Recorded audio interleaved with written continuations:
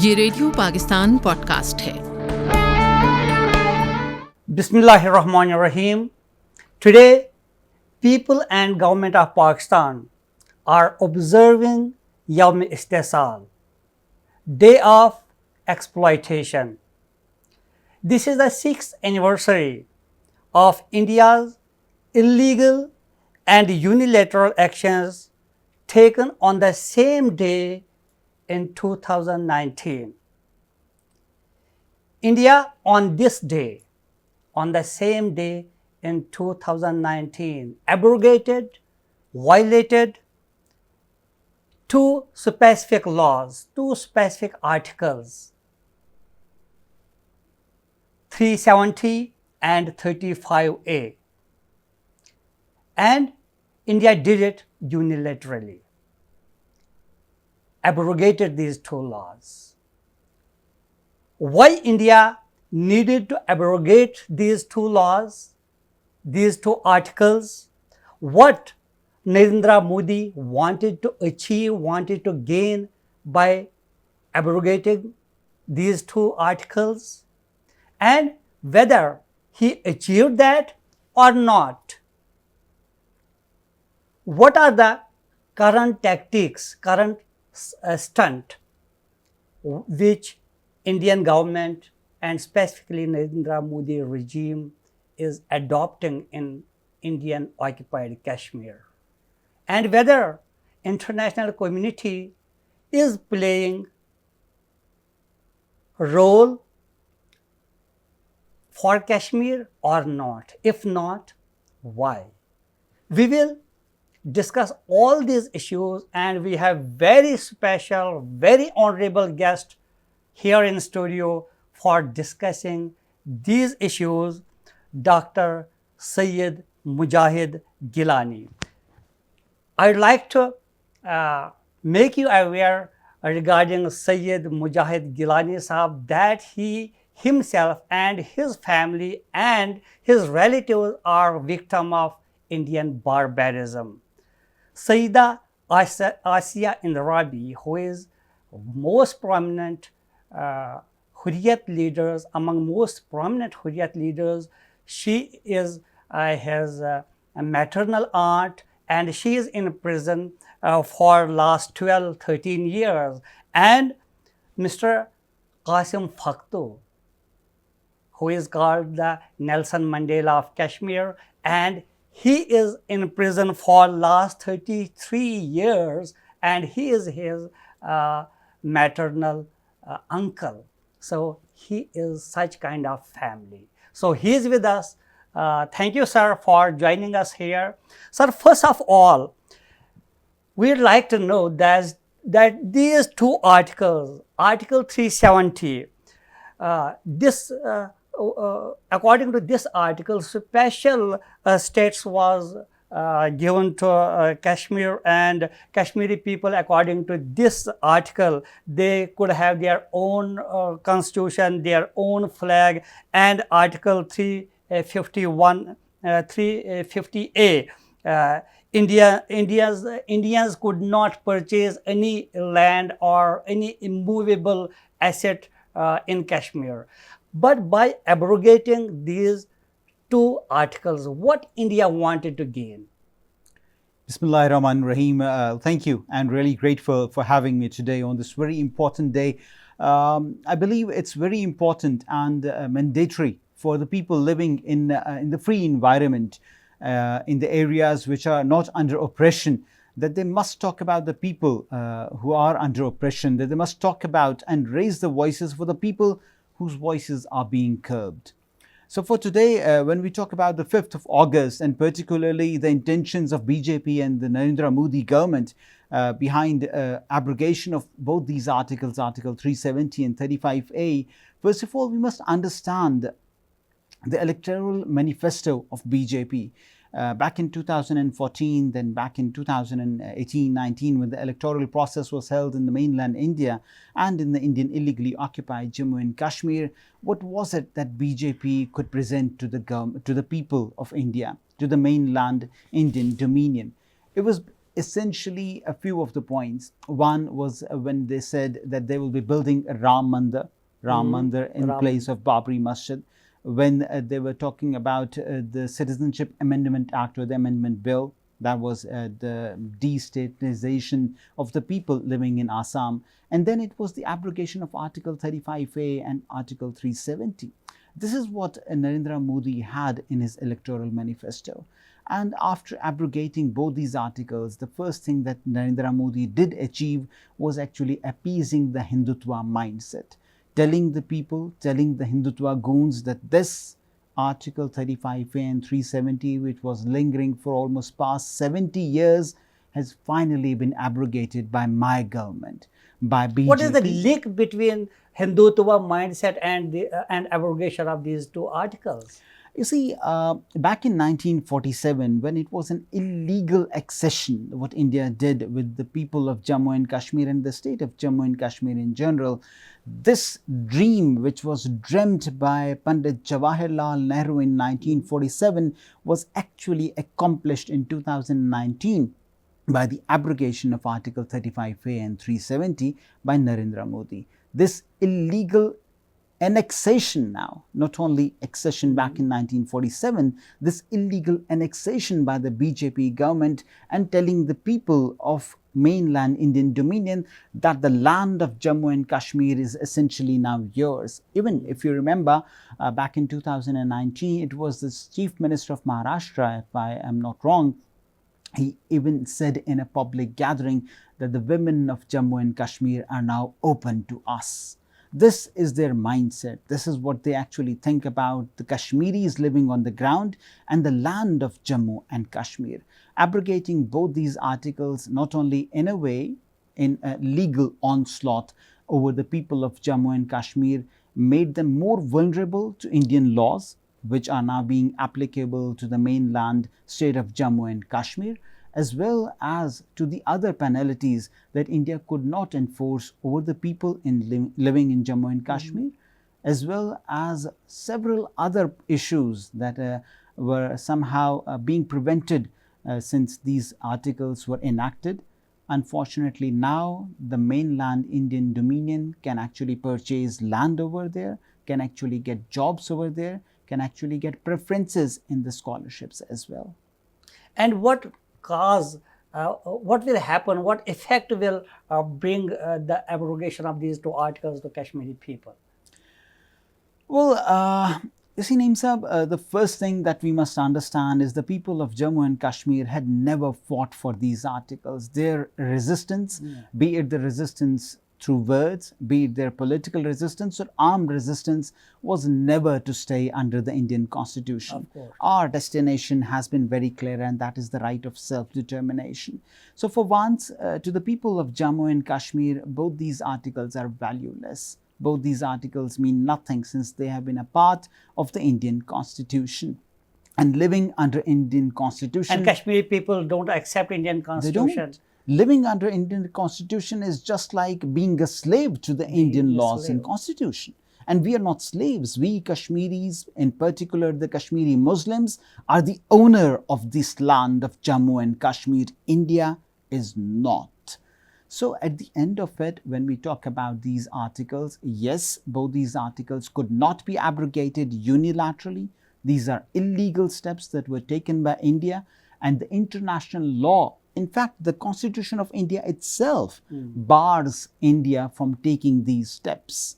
But for the people of Jammu and Kashmir, our destination stays very clear. Do you think whatever Narendra Modi wanted to gain by abrogation of these two articles, did he gain?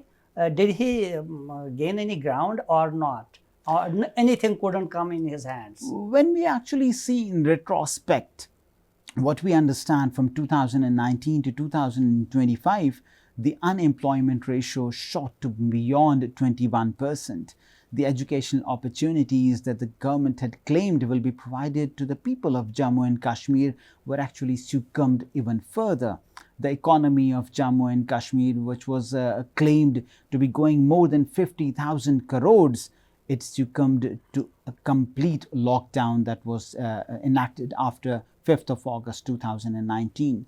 So today when we talk about it, the claim that Narendra Modi had made for this election was ab ki baar 400 par could not be achieved at all. So the people of mainland India themselves, the civil society or the sane voices of mainland India had actually condemned Narendra Modi, had actually said that all these actions taken by the BJP government were never for the people, but rather for their own satiety and for their own vote bank. There is one more issue of demographic change. So, can Narendra Modi be successful to bring demographic change in Kashmir? Because I have heard that so many people from India, they are given citizenships by Indian government over there. So do you think that this tactic, this method will be adopted and Indian government will be successful to bring demographic change in Indian illegally occupied Kashmir? I'll be very blunt about it, and I believe India is the illegitimate child of the British Empire, a colonial mindset that reigned for more than 200 years. India is following this very same policies right now. From surrogate colonialism to the settler colonialism that we are seeing now, the demographic terrorism that the Indian government is trying to carry out by changing the population number in the state of Jammu and Kashmir, which we had already seen in Jammu. In 1947, the huge massacre that was carried out of the Muslims literally dropped down their percentage in Jammu from 69% to only merely 31%. This is the population number of Muslims in Jammu. And the same is being tried by the Indian government in Kashmir Valley as well. Exterminating the youth of Kashmir, arresting the youth of Kashmir and sending them to the jails in mainland India, barring their relatives and family from meeting them, extrajudicial killings, mass graves. All these literally point out to the fact that the settler colonialism had been started more than 30, 40 years ago. And right now, I believe this is just the legal onslaught that the Indian government is carrying out against the people of Jammu. As you mentioned, these tactics and these barbaric steps taken by Indian forces in occupied Kashmir. My question is related to the same. I'll take it forward that Indian government and Indian forces adopted many tactics in Indian illegally occupied Kashmir, and you are quite witness about that. First of all, there was catch and kill policy. For example, Indian troops used to kill Kashmir, catch Kashmiri people and kill on spot. And this tactic was miserably failed. After that, there was enforced disappearances. People used to be abducted and after that they would disappear. After that, there was one more policy that youngsters used to beat and kill before their parents, in the presence of their parents, so that they will be secured, and after that they will not they will get back from this from the demand of this freedom. So after, so many tactics have been adopted by Indian forces, but all these tactics were miserably failed, and still there are slogans raised that Pakistan se rishta kya la ilaha illallah, and slogans of freedom. So why is this? What is behind this kind of sentiments, this kind of emotions, that youngsters are being killed in front of their mothers, and they are being abducted, and they are being in arbitrary killings are there? Indian forces adopted each and every tactic, every stunt, but why Kashmiri people are still like a rock? That's a very beautiful narration for the resilience of the people of Jammu and Kashmir, and I so totally agree with this. The Indian government, and in particularly the Indian terrorist force, has always used a carrot and stick model in Jammu and Kashmir.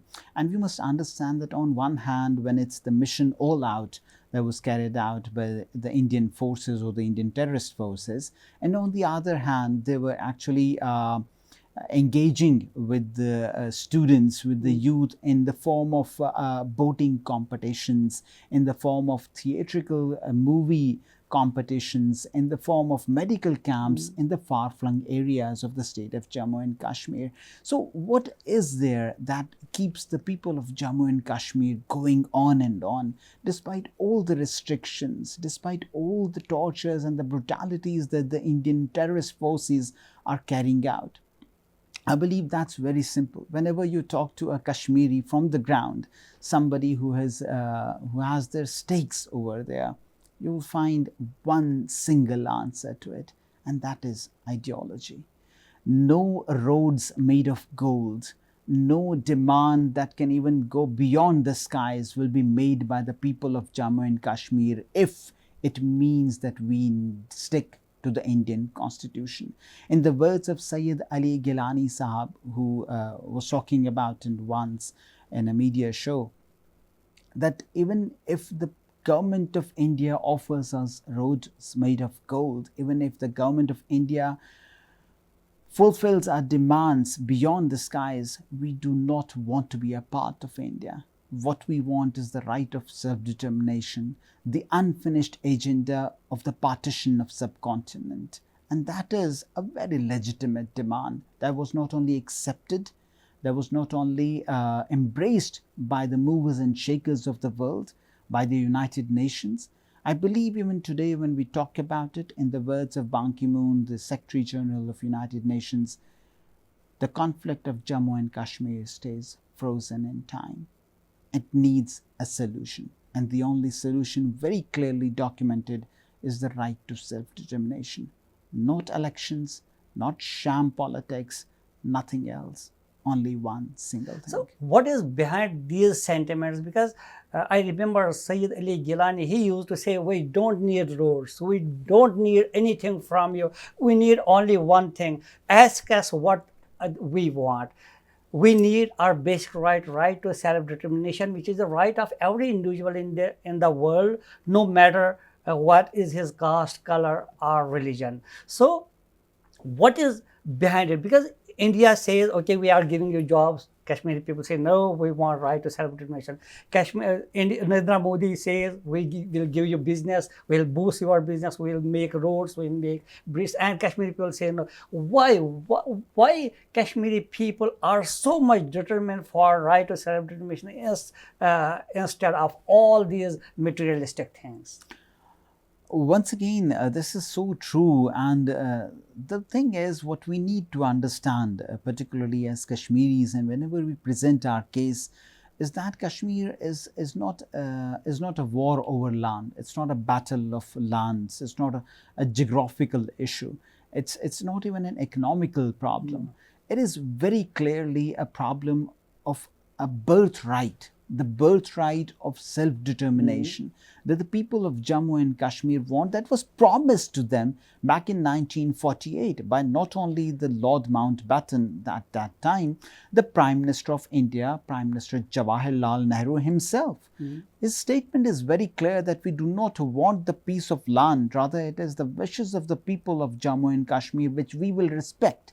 And if in any case it means that India has to relinquish or let away the land of Jammu and Kashmir, India will do that. See, the promises made by such elite, that is, the Prime Minister is considered to be the most powerful in the country. And if such promises are made, this is what builds hopes.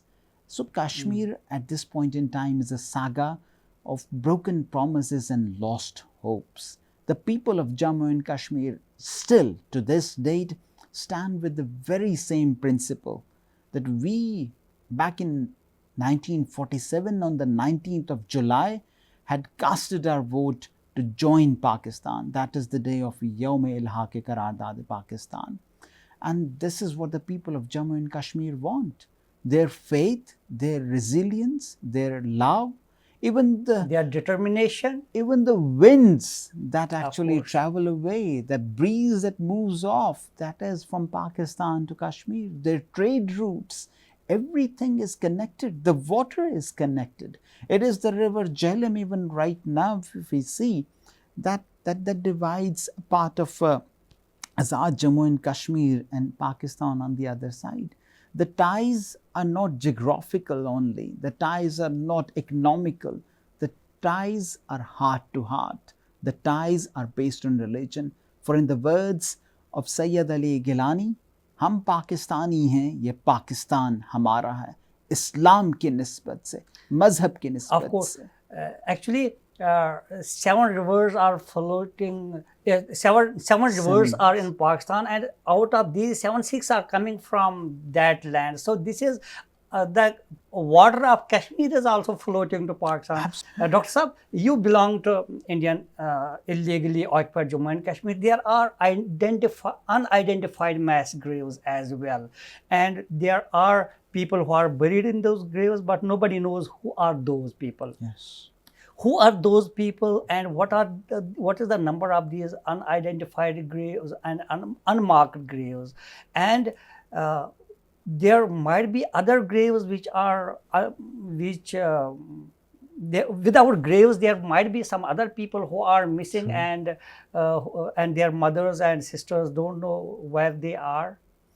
True, absolutely. There is an association by the name of Association of the Parents of Disappeared Persons, and the prima facie of it is Parveena Ahangar and Advocate Pervez Imroz, and both these members of the civil society as well. They have worked very hard for gathering all the data of the people who have gone missing in forced disappearances. And these mass graves that you're talking about were never found by Pakistan, but never found by India as well, not by the Indian State Human Rights Commission as well. It was by the Western social activists, it was by the Western people who actually dug out and came to know about almost 2,600 to 3,000 mass graves. And they are in every district. Absolutely, and the data that I am giving you right now has been documented only from 4 districts. 2,600 to 3,000. 2,600 to... Only from 4 districts. And you know that the state of Jammu and Kashmir, Kashmir plus Jammu, has almost 20 districts in itself. And who have buried these people during night? Nobody knows about it. Nobody knows about the names of them. Even they have found more than 15 bodies in one single mass grave. One single mass. And these are documented findings in the literature. Even everybody probably has the access to it. Even I have the access to it under the title of Mass Graves in Jammu and Kashmir. And this is not a book written by Pakistan or by the people that India could propagate that this is a fallacious claim. The thing is that India needs to accept that the world bodies need to understand that these gross human right violations are not just human right violations now, they're organized war crimes for which India must be trialed in an international court, just like they have been doing it in Yugoslavia, just like they did it in Bosnia. This is a very important fear factor, for humanity will be at stake if the people of Jammu and Kashmir are not given justice, which they very rightly deserve. After failing in every aspect, what are the current stunts played by Narendra Modi regime and Indian forces to curb this freedom movement? What are the current tactics, new tactics, latest tactics, because this is era of artificial intelligence? Because as I have information that they have curbed this social media as well, that any person should not have any person in his group who is from Pakistan, or any person should not be involved in any group or in any group where there will be a slogan of freedom or right to self-determination. So what are such kind of tactics, and moreover, what are the current stunts played by Narendra Modi regime and Hindutva mindset? I will take some time in answering this because the answer to it is in fact very detailed. And now if you go by chapters or if you go by titles, let's talk about first, as you mentioned, the AI or the social media in particular. You see, the first of all important thing is that the Indian terrorist force, that is the main character over there, had issued a notice that anybody who has a relative who has been a part of this secessionist movement, that is the freedom struggle, or anybody who even in his thoughts, it's the thought, I'm not talking about actions. Anybody who even in his thoughts or ideology considers that the state of Jammu and Kashmir is not an integral part of Indian dominion will be charged, will be arrested and can be taken to jail for more than 90 days, which was extended to more than 2 years later on. And then the second thing that we have is a WhatsApp status that essentially commemorates the victory of Pakistani cricket team or any achievement that has been done by the Pakistan state will land you into the jail. The second thing that we have is in fact the placating of the people of Jammu and Kashmir on the ground. You're allowed to come out on the streets. You can protest about the bills, you can protest about the electric meters, you can protest about water not coming to your house, you can protest about the civic rights that is in a restrained environment somehow allowed to you. But if you talk about Azadi, if you raise the slogans of India go back, if you raise the slogans of Jeewe Pakistan, all these can land you to the jail. And then in the latest figures that we had just last year was the Waqf Amendment Bill. In the Waqf Amendment Bill or the Act, what we now understand is that the mosques themselves, the Kashmiri mosques over there, in fact in the mainland India as well, have ultimately been snatched from the Waqf committee. Do you think international community is playing constructive role for Kashmir, for the freedom of Kashmiri people or not? If not, why? Well, the answer to it perhaps lies, I won't say the answer to it, actually the action about it lies and the burden itself lies on the Kashmiri people. What is more important is telling the stories of Kashmir, narrating what we actually think should be done in the state of Jammu and Kashmir by our own selves. The international committee will listen to the Kashmiris, to the stories if they are told by the Kashmiris themselves. If you're a stakeholder, you have a mother who you have never been able to see because either she was killed, martyred just before your eyes when you were a neonate, or perhaps you have a father who you have never been able to hug because your father has been in jail for past 30-35 years. Mr. Qasim Fakko, who is your maternal uncle, he is in jail, he is in prison for 33 years. Yeah. Has he any contact with his children, with his other relatives, and what is his condition now? See, Khalu Saab has been in jail for the past almost 32-33 years now. Previously, he was lodged in Udhampur jail and has been shifted to the Gurugram jail in the Haryana district, Haryana province itself. The conditions of the Kashmiri inmates in the peripheral jails, even in the central Tihar jail, is very inexplicable. Miserable. It's very miserable. We must understand that all these Kashmiris, even if we go back to the dates of 1984. And his wife is not in the same jail? No, she's in Tihar jail. She is in Tihar jail. She's in Tihar jail. Sayyida Asiya and Rabi is in Tihar jail, and Mr. Qasim Fakko has been shifted. Yes, he has been shifted to Gurugram jail. And what we need to understand is that all these leaders of ours, all these Hurriyat figures are essentially in the older age of the groups. So all of them, they require medications, they require proper food. And what was his age when he was sent to behind bars? He was only 19 years. He was 19 years. So. Yes. And he spent all the life in jail. So this is what international community must take notice. Yes. Should see that in any part of the world it is not happening. Yasir Malik is in jail, Asiya and Rabi is in jail, and other people are. The point is what the international committee needs to understand, that all these figures, all these people are in jail as the prisoners of conscience. India has multiple times offered them lucrative amount of money, has offered them government jobs, government places, has offered them political posts as well. But all of them have stood fast for only one single reason, and that is the right of self-determination. For in the words of Syed Ali Gillani and Sayyida Asiya Andrawin, along with their inmates Nahida Nasreen and Fahmida Sufi, there is only one thing that both, in particular these leaders, state, that हम पाकिस्तानी हैं, ये पाकिस्तान हमारा है.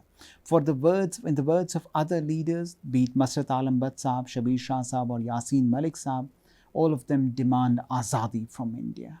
Despite all this, why India, specifically Narendra Modi, is reluctant to sit on a table with Pakistan and Kashmiri people and resolve this issue?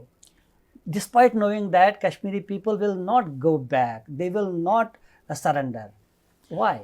You see, for the state of Jammu and Kashmir, that is the Indian illegally occupied Jammu and Kashmir, India has turned it into the largest open-air prison by keeping it as the highest or the largest military zone over there. In the words of Yashwant Sinha, who had stated it some years ago, that the state of Jammu and Kashmir is working as a part of India only because of the military presence or the military might. Yes, thank you. Sir, last now message for Pakistan, Pakistani people and for the world community. For the Pakistani people, know and understand that it's not the 5th of August 2019 from where the issue or the conflict of Jammu and Kashmir commenced. Read about the history. Know what is 26th and 27th of October. Understand what the 3rd June 1947 plan was. But most importantly, come out of the Indian propaganda and think as a Kashmiri. Why even today in 2025, the people of Jammu and Kashmir are resisting the Indian occupation? Why is it that the people of Jammu and Kashmir still love Pakistan? And why is it that the establishment, that the people of Pakistan are in love with the people of Jammu and Kashmir? For the people of Jammu and Kashmir, know and understand that in the history of nations, 60 years, 70 years, even 80 years are not an epoch, are not an eon. You must understand that the freedom struggles have gone beyond 100 years. And then ultimately one thing, one destination that is beautiful beyond words is Azadi. Azadi from Indian clutches. And for the international community, please understand, please see to the plight of the people of Jammu and Kashmir. For if you don't look towards the people of Jammu and Kashmir today, know and understand that this barbarism will not stop, not in Palestine, not in Kashmir. It will ultimately reach your doorsteps. It will ultimately reach your own people. Thank you. Thank you very much. So nice of you. Grateful. Grateful, name, sir.